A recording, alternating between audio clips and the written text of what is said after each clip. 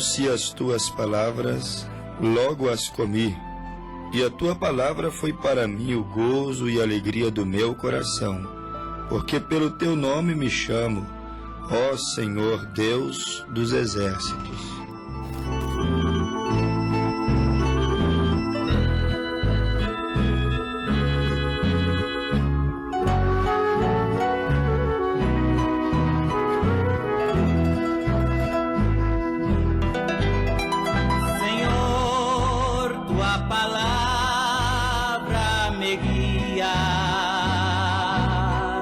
Pelos caminhos deste mundo cruel, alimento me traz, consolo eficaz, a palavra falada por Deus. Eu guardo tua palavra comigo, não quero jamais pecar contra ti. Ó Senhor, tu és meu grande amigo, tua palavra não afastes de mim.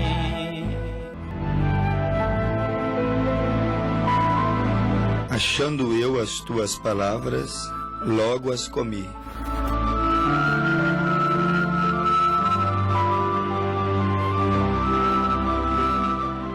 O profeta Jeremias, considerado o profeta das lamentações, Jeremias foi escolhido para ser profeta, e escolhido para ser profeta não somente na tenra idade, mas escolhido para ser profeta desde antes da fundação do mundo, porque um profeta, ele é um homem preparado, capacitado. Não é porque queremos ser profeta que somos profetas. Um profeta é alguém que foi preparado e capacitado para poder ouvir a voz do Senhor. Se voltarmos ao capítulo 1 de Jeremias, versículo 4, nós vamos encontrar o Senhor falando: assim veio a mim a palavra do Senhor, dizendo: antes que eu te formasse no ventre, eu te conheci. Deus falando a Jeremias. E antes que saísses da madre, te santifiquei, e as nações te dei por profeta.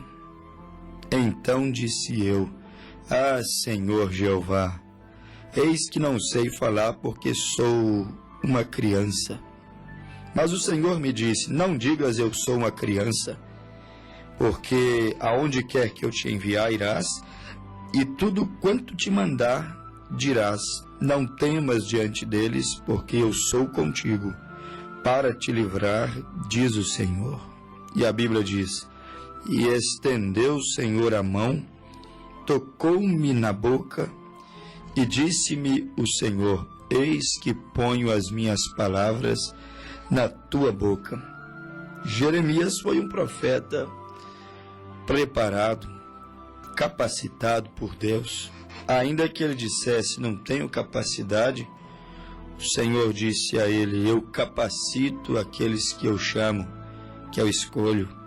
Ainda que ele disse: sou uma criança, Deus o repreendeu e disse: não diga sou uma criança, eis que eu ponho nos teus lábios as minhas palavras. Homem escolhido por Deus para ser profeta de uma nação, mas uma nação cruel. Se você ler Jeremias 2, versículo 11, você vai ver o próprio Deus falando: houve alguma nação que trocasse os seus deuses, posto não serem deuses? Todavia, o meu povo trocou a sua glória pelo que é de nenhum proveito. Espantai-vos disto, ó céus, e horrorizai-vos, ficai verdadeiramente desolados, diz o Senhor. O meu povo fez duas maldades. A mim me deixaram o manancial de águas vivas e cavaram cisternas rotas, que não retêm águas. A geração a qual Jeremias foi enviado por profeta era uma geração que não valorizava aquilo que Deus fazia, enviava para eles. Jeremias sentiu essa dor, a dor de Deus. De Deus, o marido, que olhou para Israel, a esposa, mas esposa leviana. Esposa que, aleivosamente, diz a Escritura, virava as costas para o seu marido e seguia após outros deuses, outros amantes. Foi o que Deus disse aqui no livro do profeta Jeremias. Ele chegou a dizer que o meu povo aleivosamente tem virado as costas contra mim. Jeremias 5, versículo 11. Porque aleivosissimamente eles viraram as costas contra mim, a casa de Israel, a casa de Judá. Negam ao Senhor e dizem, não é Ele, não é o Senhor, nenhum mal nos sobrevirá. Não veremos espada nem fome.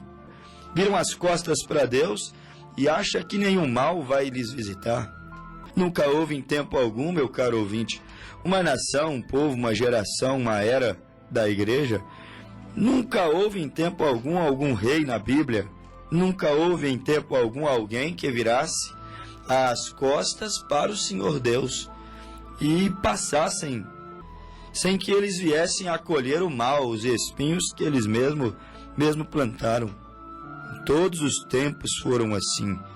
A nação que virava as costas para Deus e seu profeta, que era a sua boca, que era a sua mensagem na terra, aquele povo, aquela gente sofria, pagava um preço por rejeitar a Deus, pagava um preço por não comer as palavras do Senhor, porque este é o mesmo pecado que está sendo cometido nos nossos dias, não comer a palavra do Senhor. O profeta de Deus, enviado à era, ele não é outra coisa senão a palavra manifestada de Deus. E qualquer que não come daquela palavra manifestada, ele acaba entrando em juízo. Ele acaba levando a si mesmo para a perdição, a condenação vindoura. Porque não é Deus que condena o homem. Se engana quem pensa que é Deus que manda o homem ou que mandará o homem para o inferno. Se engana quem pensa isso. Deus não faz isso. Quem faz isso são os próprios homens ignorando a palavra. Palavra que Jesus disse que contém vida eterna. O homem, ao encontrar a palavra, esta palavra que a Escritura nos diz que quando você come dela, alimenta dela, então você nunca mais tem sede, você nunca mais tem fome, você não precisará beber, fumar, se drogar para poder saciar a tua fome de felicidade, para poder amenizar a tua dor, o teu sofrimento, para poder sufocar ou afogar as tuas mágoas. Não.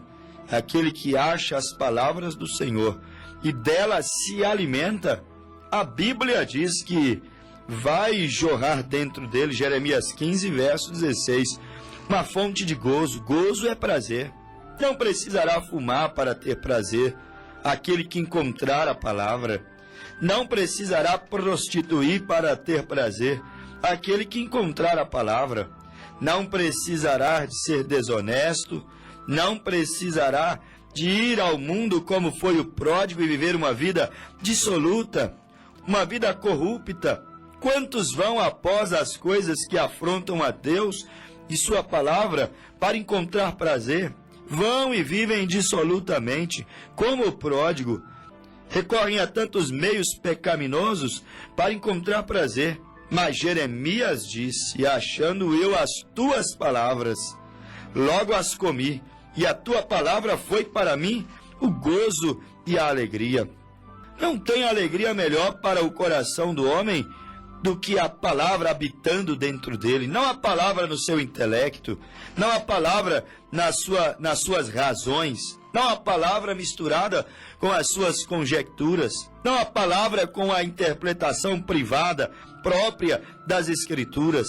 Não, mas a palavra revelada, a palavra habitando dentro da sua alma, e é bom que nós venhamos destacar isso. A palavra de Deus não é outra coisa além de o próprio Deus. O evangelista São João disse no capítulo 1, no versículo 1, no princípio ele era o Verbo estava com Deus, o Verbo era Deus, e o Verbo, versículo 14, se fez carne e habitou entre nós. João disse que a palavra é o próprio Deus, e a palavra se fez carne. E Jeremias, quando disse, achando-se as tuas palavras, logo as comi. Jeremias estava dizendo que comeu de Deus.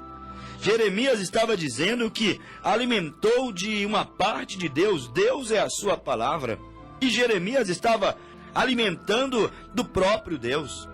E Jesus, quando esteve na terra, certa vez Jesus disse que aquele que não comesse a sua carne e não bebesse o seu sangue, este de maneira alguma teria parte com ele. Beber a sua carne, beber o seu sangue, comer a sua carne, vai muito mais além do que comer um pão, tipificando o sacrifício do Calvário, e beber um gole de vinho, tipificando o sangue que foi derramado na cruz. Comer a sua carne, beber o seu sangue, significa inteiramente, primariamente, alimentar da sua palavra. Significa você beber do seu estímulo, como estavam estimulados aqueles discípulos no dia do Pentecostes, tão estimulados a ponto de falarem em outras línguas, tão estimulados a ponto de dançarem no Espírito e serem criticados pelos crentes formais e frios que não haviam obtido a vitória que eles haviam obtido, que não haviam obtido a experiência de Joel 2:28 que eles haviam obtido ali no dia do Pentecostes. A palavra havia voltado para eles, e eles estavam comendo a palavra, e eles estavam tendo parte com o Senhor. Jeremias diz que comeu a palavra. E o que é de se esperar de um crente que come a palavra? Um cristão que come a palavra, você não pode esperar dele outra coisa senão o fruto do Espírito. Jeremias disse, comi a palavra e gozo e alegria apoderaram-se do meu coração. Comi a palavra e formosura de rosto apoderou-se de mim.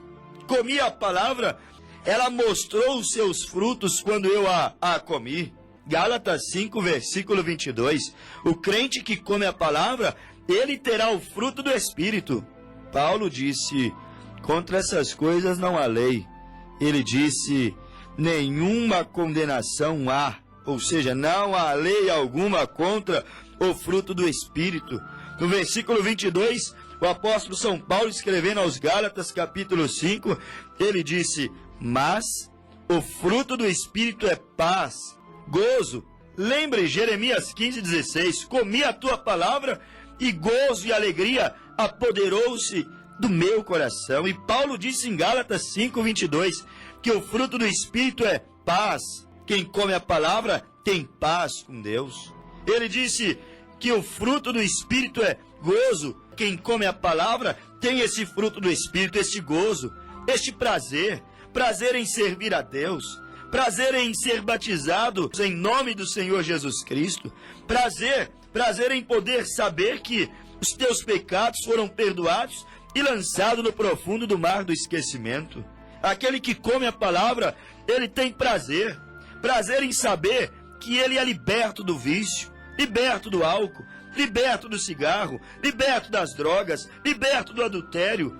A ausência das obras da carne na vida daquele que come a palavra provoca gozo na vida dele.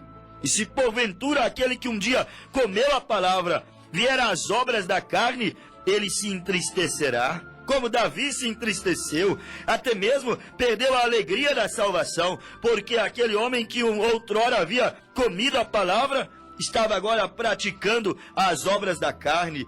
E estas duas coisas não podem se misturar. Água e óleo não tem como se misturar. Barro e ferro não tem como se misturar. O comer a palavra e os atos abomináveis, as obras da carne, não tem como combinarem. Não é uma combinação perfeita dentro de um mesmo vaso, dentro de uma mesma pessoa. A luz e as trevas não podem ocupar o mesmo espaço no mesmo momento. Quando você come a palavra, você então se torna luz. Quando você come a palavra, você então se torna gozo. Jeremias 15:16, você então se torna alegre. O salmista disse: alegrei-me quando me disseram, vamos à casa do Senhor. Por que alegrei-me quando me disseram, vamos à casa do Senhor? Porque eu vou à casa do Senhor, não para ser visto ou ouvido. Eu vou à casa do Senhor, não para olhar o defeito dos meus irmãos. Eu vou à casa do Senhor, vou para comer a palavra. Eu não vou ali para fazer um teatro, uma coreografia. Eu não vou ali para um tempo de entretenimento. Eu não vou ali, verei os meus irmãos, os meus amigos, mas eu não vou ali apenas para ver os meus irmãos e os meus amigos. Eu vou à casa do Senhor para comer as palavras do Senhor. E quando eu como a palavra do Senhor, há gozo em minha alma, há alegria em meu coração. Quando eu como a palavra do Senhor, é de se esperar que eu tenha uma vida fortificada. Quando Paulo escreveu aos Efésios, Paulo disse: no demais, irmãos meus, fortalecei-vos no Senhor e revesti-vos de toda a armadura de Deus. Como é que você se fortalece no Senhor? A Bíblia diz que a fé vem pelo ouvir e ouvir a palavra do Senhor. Você não fortalecerá do Senhor lendo livros cômicos, indo a uma denominação que todo o tempo deles é para falar de visões e é para falar em línguas sem as interpretações, e todo o tempo deles é para falar de dinheiro e campanha de prosperidade. Não, você nunca será um crente fortificado na palavra.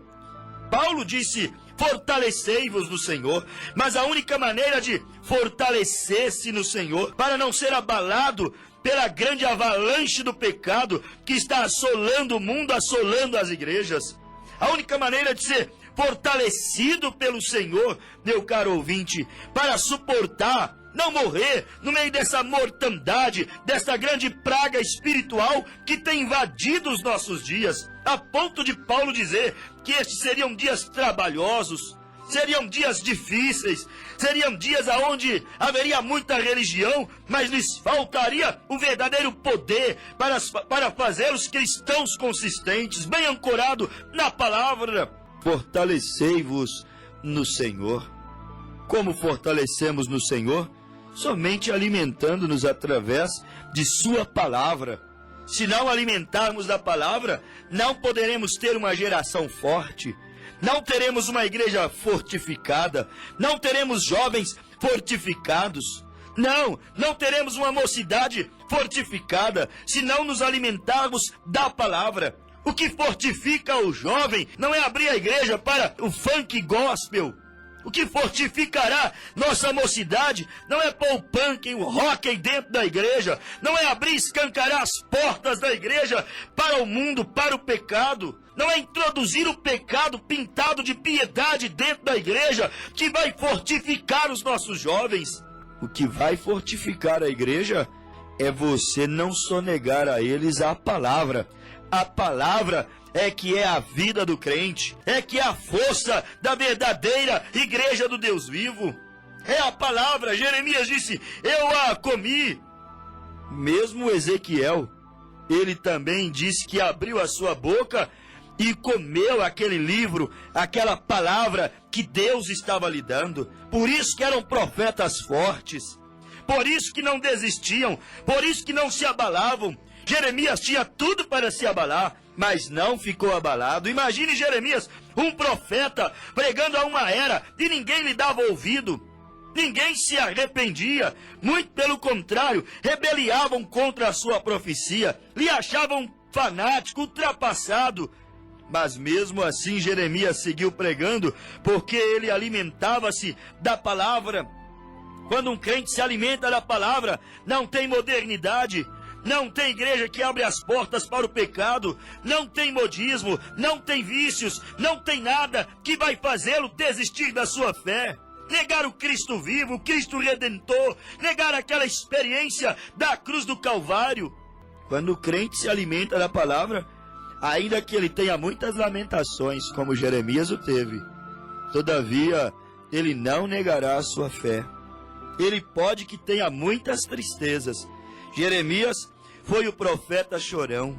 Jeremias foi o profeta de muitas tristezas. Jeremias foi um profeta que até chegava a pensar: será que Deus não me ouve? Será que Deus não me ama? Jeremias viveu muitos conflitos interiores, porque sua mensagem não produzia aparentes resultados na terra de Israel. Mas ele não retrocedeu. Ele não desanimou, porque ele estava bebendo direto daquela fonte de vida eterna.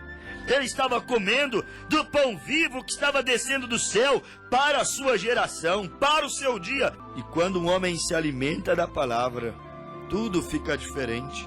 A Bíblia diz no livro de Ezequiel, no seu capítulo de número 2, então vi, e eis que uma mão se estendia para mim, Ezequiel tendo uma visão, e eis que nela estava um rolo de livro, e estendeu-o diante de mim, e ele estava escrito por dentro e por fora, e nele estava escrito, e nele se achavam escritas lamentações, e suspiros, e ais. A verdadeira palavra de Deus está cheio de lamentações. Como Jesus não era o verbo, a palavra que havia feito a carne naqueles dias, ele também estava cheio de lamentações.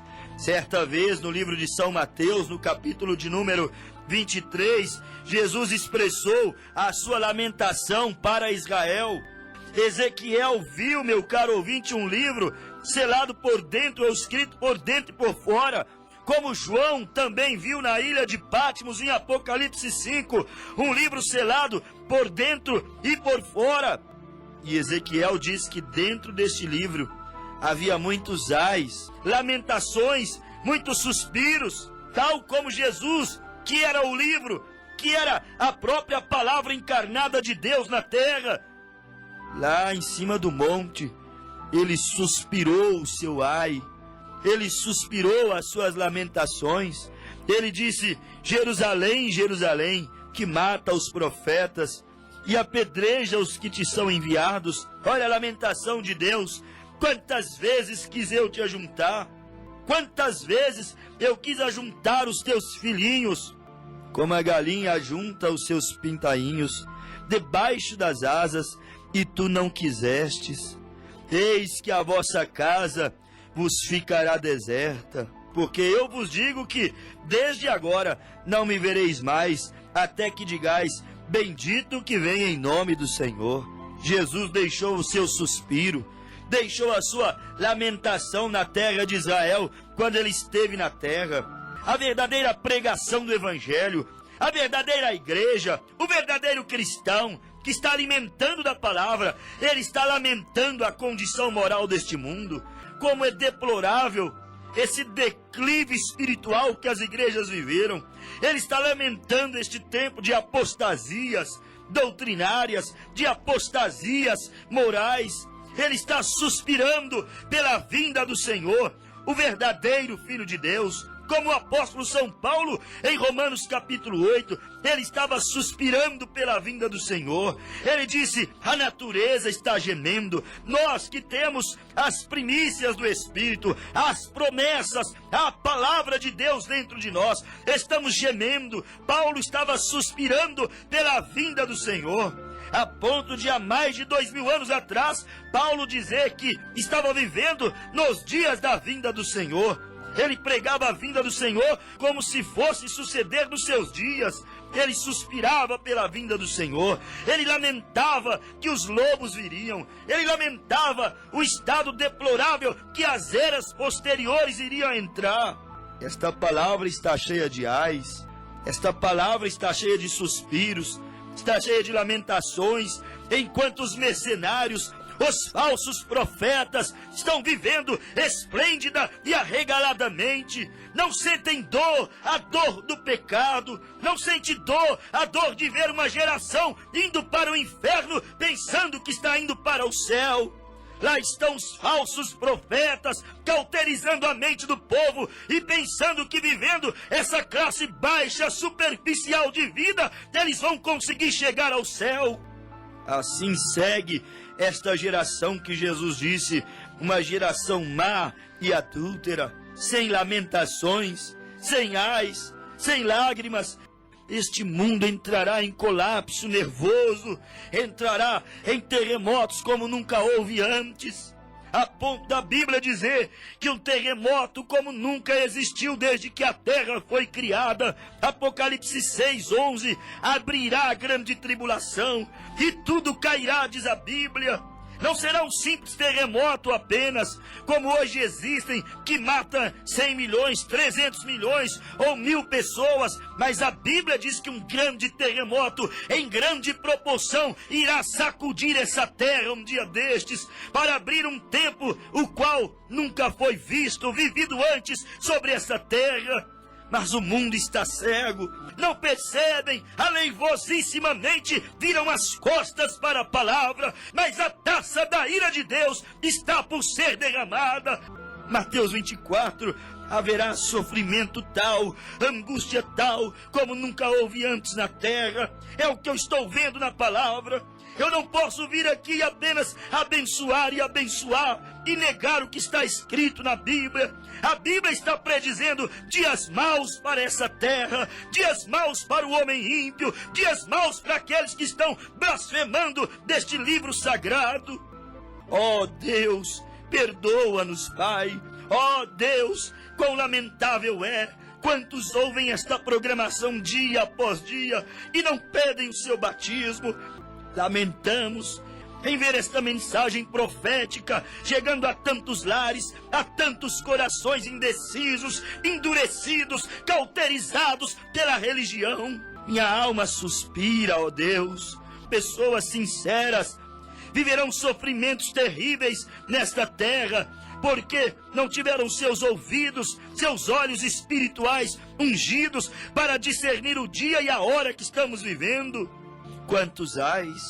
Um ai já se desencandeou, que estava escrito dentro deste livro. O primeiro ai desta era de Laodiceia foi a primeira grande guerra mundial. A terra gritou ai, o ecossistema gritou ai, os rios gritaram ai, os judeus gritaram ai, os homens gritaram ai. Houve um grande ai para o planeta Terra. O segundo ai do livro também já foi desencadeado por Hitler, quando matou 6 milhões de judeus e seguia querendo conquistar o mundo. O mundo gritou ai. Aquela bomba lançada em Hiroshima, o mundo gritou ai, grita ai até hoje. Os ais escritos dentro do livro, eles já estão na terra, mas ninguém pode ver. Os líderes não veem, os teólogos não veem. O ai está gritando agora. Mas a Bíblia mostra em Apocalipse 9 que haverá um terceiro ai. E quando esse terceiro ai surgir, então você verá, meu caro ouvinte, explodisse a terceira grande guerra mundial, explodisse o grande tremor de terra que abalará os 4 cantos dessa terra. Está registrado isto no livro do profeta Ezequiel, no seu capítulo 7, também no livro de Mateus 24 e também no livro de Apocalipse capítulo 9 e tantos outros lugares mais. Malaquias 4 sela isto. Haverá um dia terrível, um Armagedon nessa terra. São previsões catastróficas, são, mas não sou eu que estou prevendo, é a Bíblia quem diz tais coisas. Agora mesmo Deus adverte, agora mesmo o Senhor chama a cada um para vir se esconder naquele esconderijo secreto e seguro, no aprisco do Senhor. Abra tua alma,